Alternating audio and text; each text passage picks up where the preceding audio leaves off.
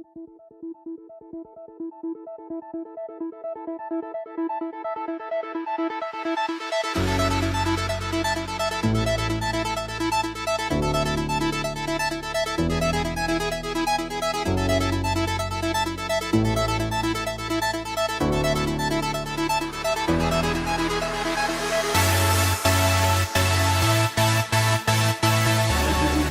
afternoon, everybody, again. Welcome to the final IMI CPD session of Auto Mechanical Dubai. Many faces I recognise who've been with us for most of the day. Thank you for staying with us, and I hope that you have enjoyed yourselves.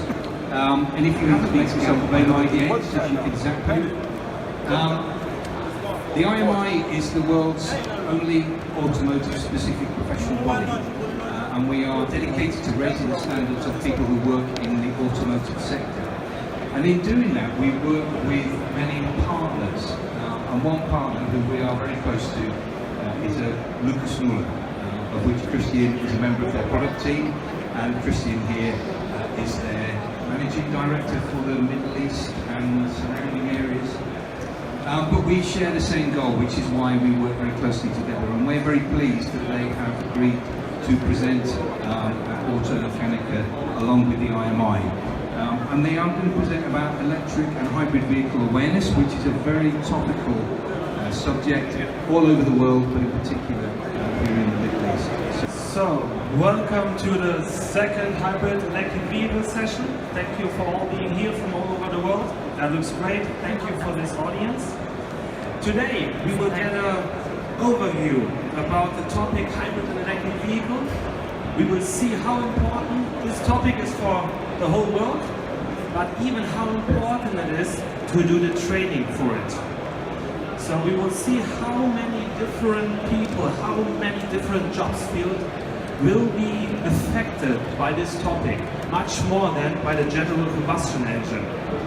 So we just start with a short overview. So what you see here, this will be the content or the part, the agenda of today's session.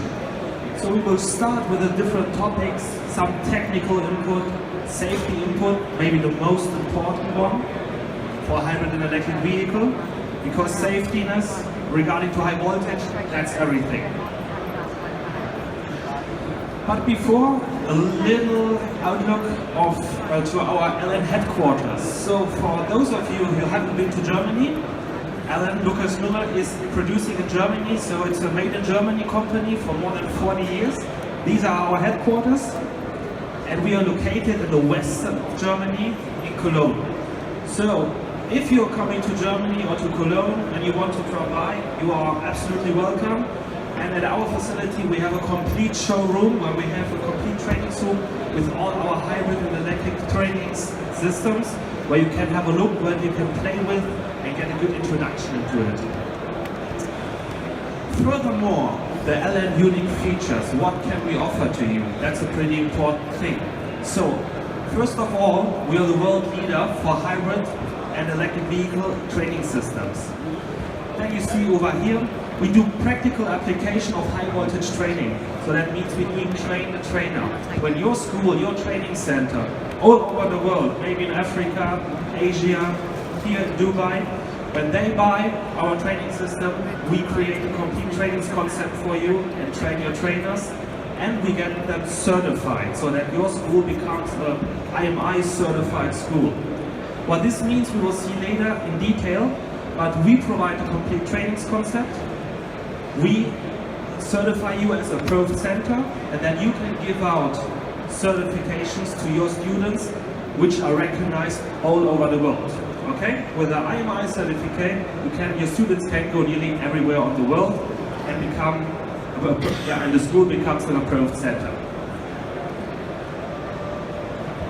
So, for the session we start with a little video where we see why electric vehicles are also pretty good.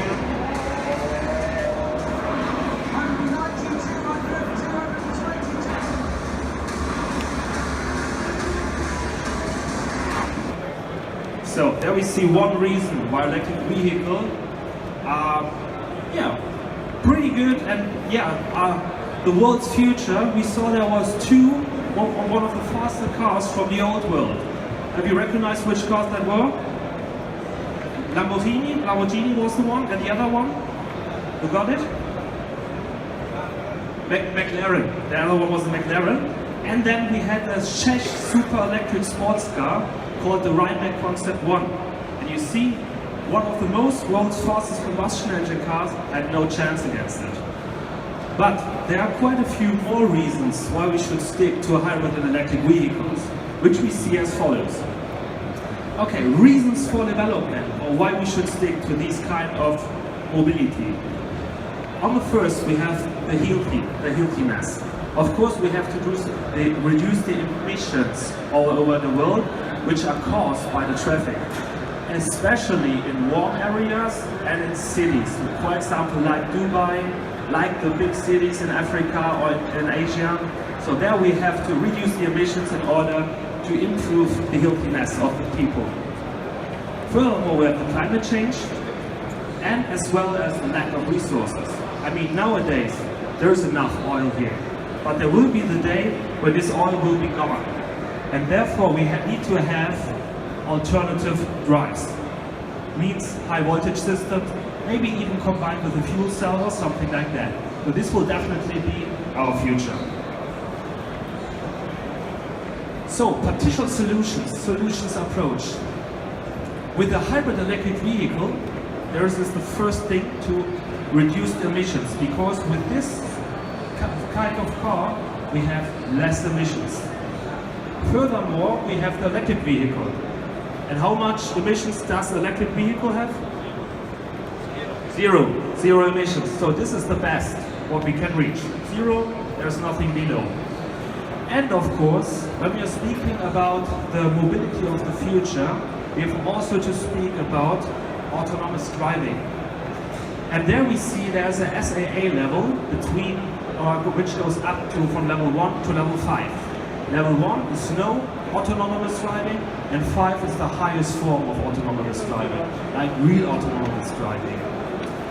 So you have an idea which car is most forward on autonomous driving.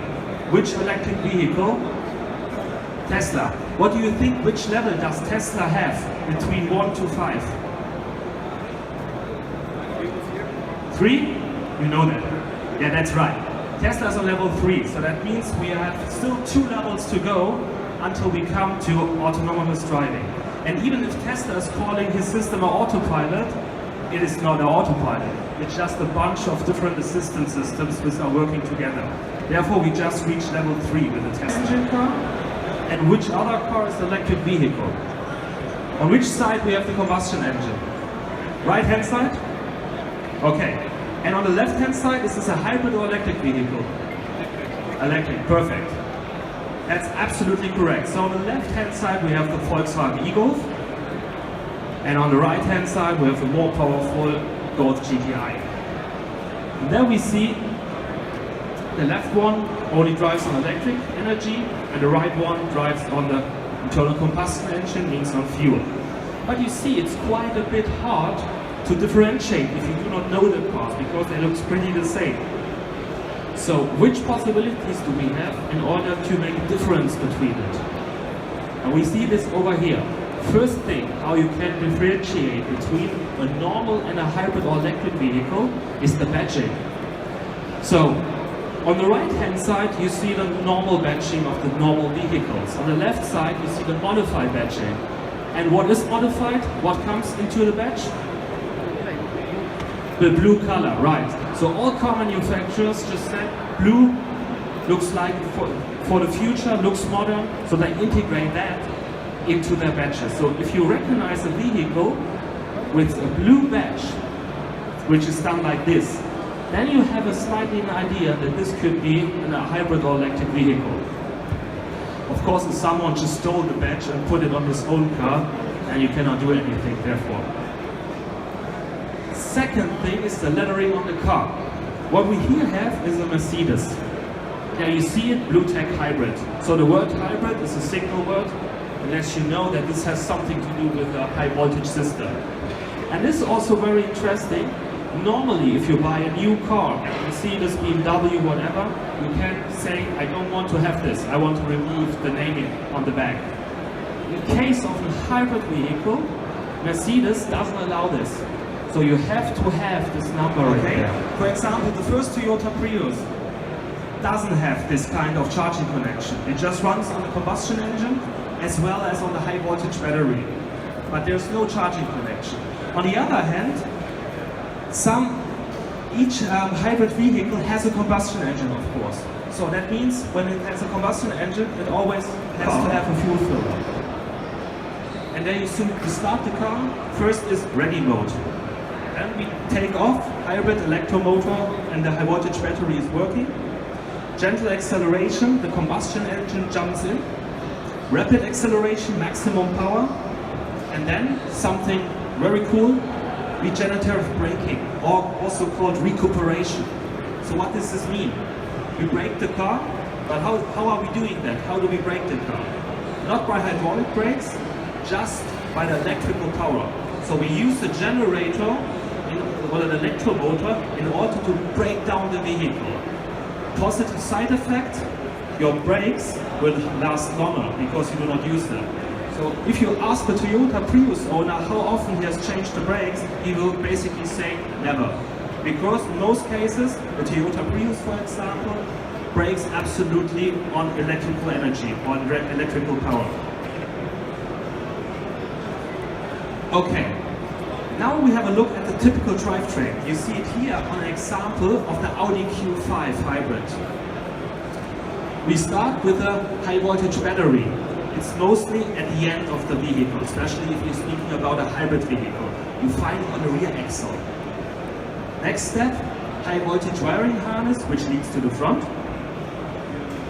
Then we have the power electronics, so the inverter. And what's missing? Which component? Yeah, the combustion engine as well, but I mean from the high voltage system. Which is the last part of the high voltage system? Motor. The electromotor, very right. So there we see it, it's often directly connected to the power electronic. Furthermore, we see now here typical voltage levels. So let's start with the high voltage battery. What is special about it? And when you have a look at the table, you see from the single car manufacturers the different battery voltage levels. So what you see, there is one unique thing what one car manufacturer is doing. If you compare the battery voltage with the traction motor voltage, do you recognize the difference there? Do you see which car manufacturer is special and goes a special way?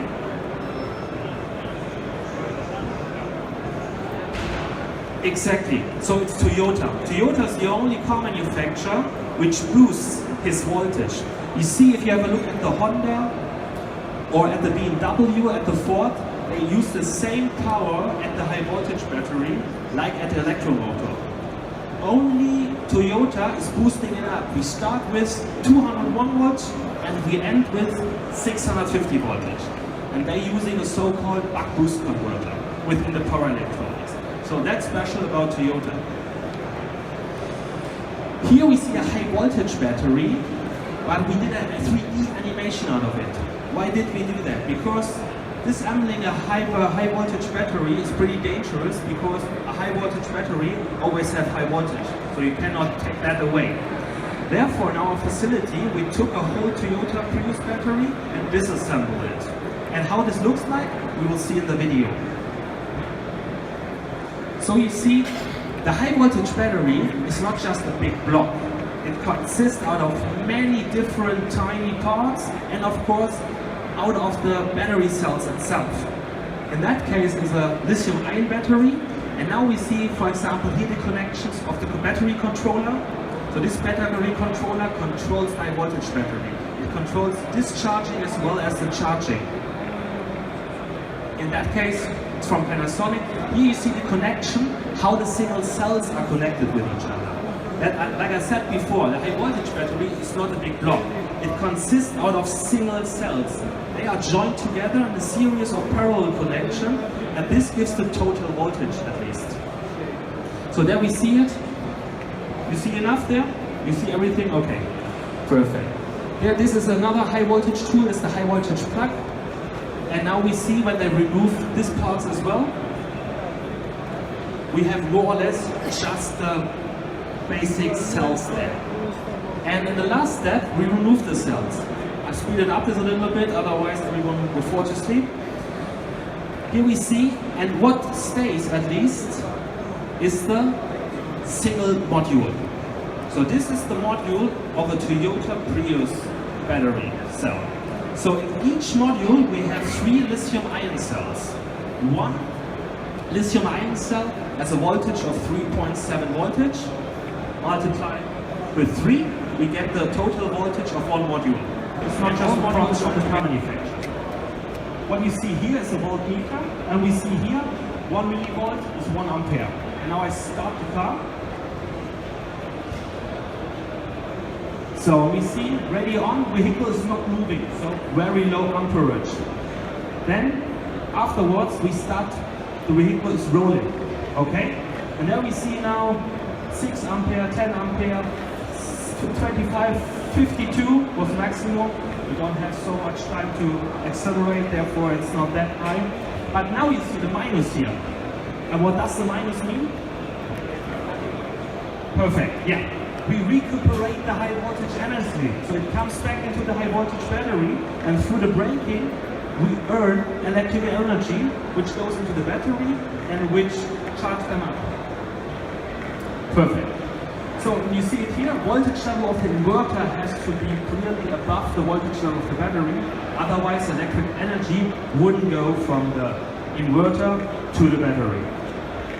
So these are the most important technical aspects for the hybrid electric vehicle. Like I said, together with the IMI, we're doing here level 1 and some outlook to level 2. So this is what you have to know. When you do the training with us together, we also do, of course, a lot of practical work. This comes in addition to that. But one of the most important topics is not the technique, it's not the identification of the hybrid electric vehicle, it's the hazard safety. And here you see our world-leading training system for high-voltage batteries. So this is the training system in order to achieve level 3 of the IMI qualification. That means the highest level. What are we able to do then? We are allowed to work under high voltage, so we can work inside the high-voltage battery, but we can also work on accident vehicles, because we have to see, with a qualification level 2, we are only allowed to work on the vehicle if it's shut down. So no high voltage anymore. You remember, relays has to be open. When we are now, or when the car was involved in an accident, you do not know if relays are working proper, maybe they're stuck together or something else, somewhere there's a short circuit. That means you have to assume when you have an accident vehicle that something has happened to the high voltage system, and only the technician of level 3 is allowed to work on it. So therefore it's not only for the car manufacturer technicians who work inside the high voltage battery, for each workshop who deals with accident vehicles, you need this level 3 qualification. How is high voltage defined? By the way, that's between 60 volt and 1500 DC, and the AC voltage, because it's more dangerous, it's between 30 volt and 1000 volt here, right? Here you see the path of the current. So before you teach the student how he can avoid to get electrocuted, he has to understand what happens to him in a case of electric energy runs through his body. These are the possibilities. You see it goes up from the hand to the feet to the hips, and your body becomes like a conducting material. And therefore you have electrical resistance, which you see below the small blue peak. What can happen? Of course, when you get electrocuted, you can get electric shock, first thing.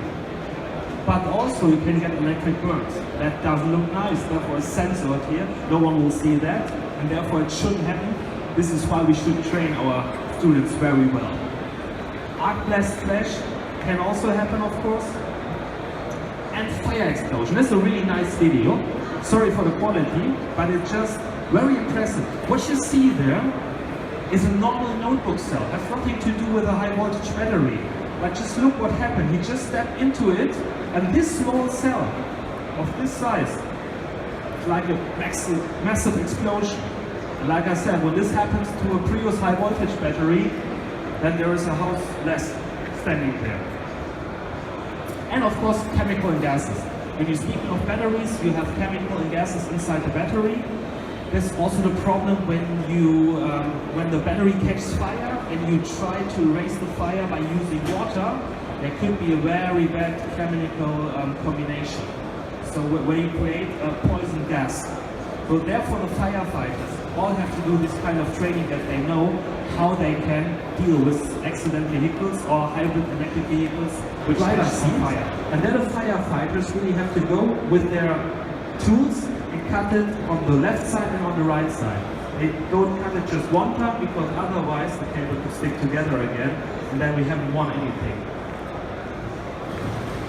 Accident damaged vehicle, we just talked about it and here you see how it could look like. Does anyone know which vehicle that was? Tesla, exactly. This is how a Tesla looks like when it's really damaged. So, what's the problem here? We have a loss of intrinsic safety, and this is, like I said before, why we need an IMI level 3 qualification. No one else is allowed to work on these vehicles because it's just too dangerous. The car is damaged and it doesn't behave like a normal car should. Therefore, we need an expert with the highest qualification. Questions which we have to ask: is the high voltage system damaged? In that case, probably it is. Is the high voltage battery damaged? Because Tesla has the whole underground is full with this high voltage battery, most probably it's also damaged.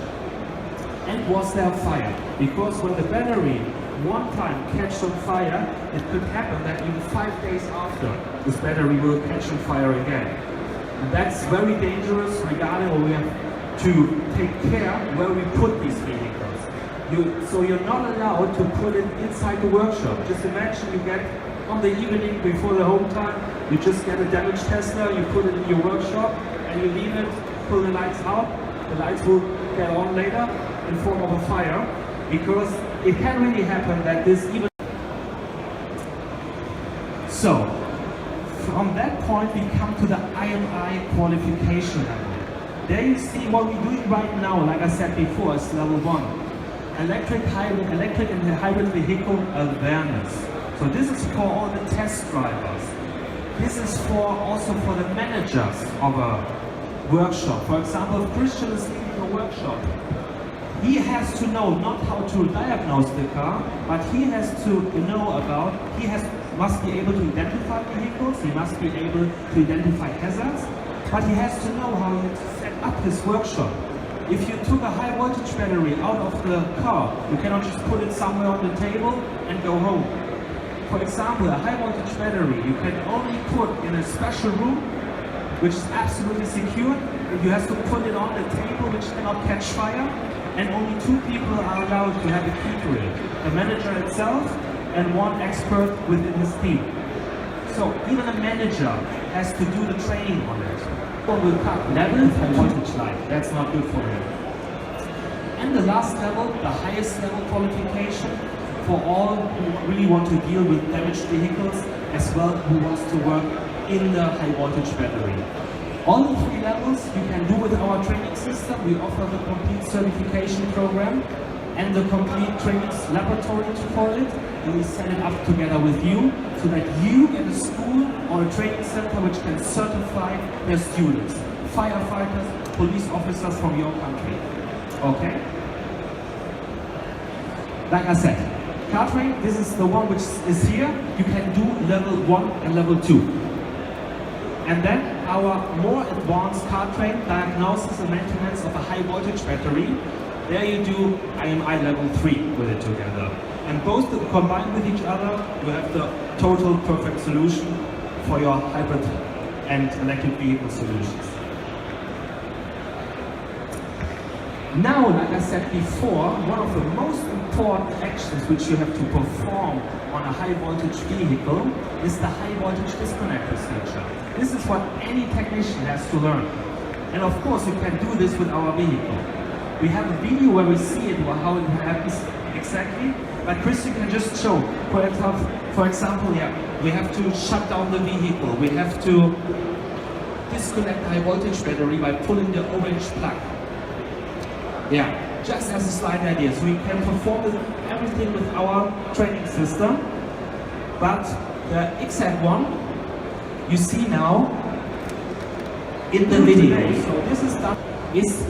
We have tomorrow is already here. Therefore, what we can do is we can now train our students in order to prepare them for the future upcoming mobility. And this is exactly what we have to do today. We have to train the students of today to prepare them for the future. And together with Lucas Nulle and the IMI, this is a perfect start. And it would be amazing to help you to get your students to level 3. And now we're coming to the end of the presentation. Thank you very much for your attention.